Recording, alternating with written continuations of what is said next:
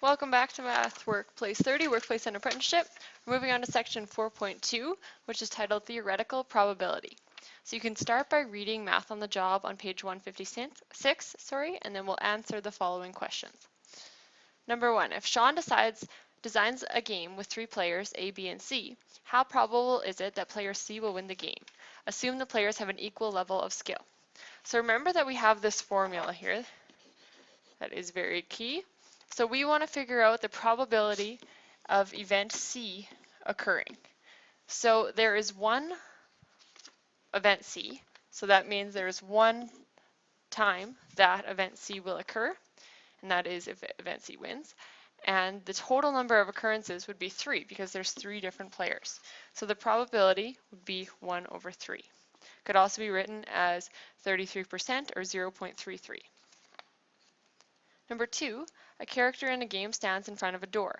You know from previously playing the game that behind the door will be one of these items, either a mushroom, a wizard's cap, a serpent, or a spider. The game has been programmed to randomly choose one of the 4 items. That means that they should all have the same chance of happening. What are the chances that a serpent will be behind the door? So we know we're looking for here the probability of the serpent happening. So there is 1 out of these times that the serpent will appear, so that would be 1 serpent, and there's 4 possible different outcomes. So there's a 1 over 4 chance, which is the same as 0.25 or 25% chance of this happening. Next, you can go to explore the math on page 156 and read that passage, and then you can write down the definition for theoretical probability. Go ahead and do that now. Your answer should be the ratio of 1 or more events of interest to the total number of possible outcomes. We're going to look to example 1. Use the spinner shown below to calculate the following probabilities. A, what is the probability that the spinner will stop on green? So we need to look here at the spinner, and we need to see how many total options you have. So we see that there are 10 total different pieces here in the wheel, so 10 of these individual pieces.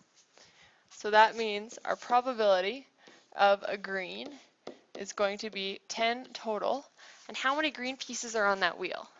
Well, we see there's 1 here and 1 here. So that means there's 2 out of 10. Now we always want to reduce this. So that would be a probability of 1 of 5. B, what is the probability the spinner will not stop on yellow? So this time, let's look at all the ones that are not yellow. When we don't want something to be yellow, we always put a bar over top. So that means the probability of it not being yellow. There are 8 that are not yellow out of a total of 10. So we can reduce that to 4 out of 5 probability. And last, what is the probability that the spinner will stop on red or orange? So we see here that there are 2 red ones and 2 orange ones. So the probability of red or orange equals there are 2 red and 2 orange over the total of 10. So 4 out of 10, which can be reduced to 2 out of 5 is your probability.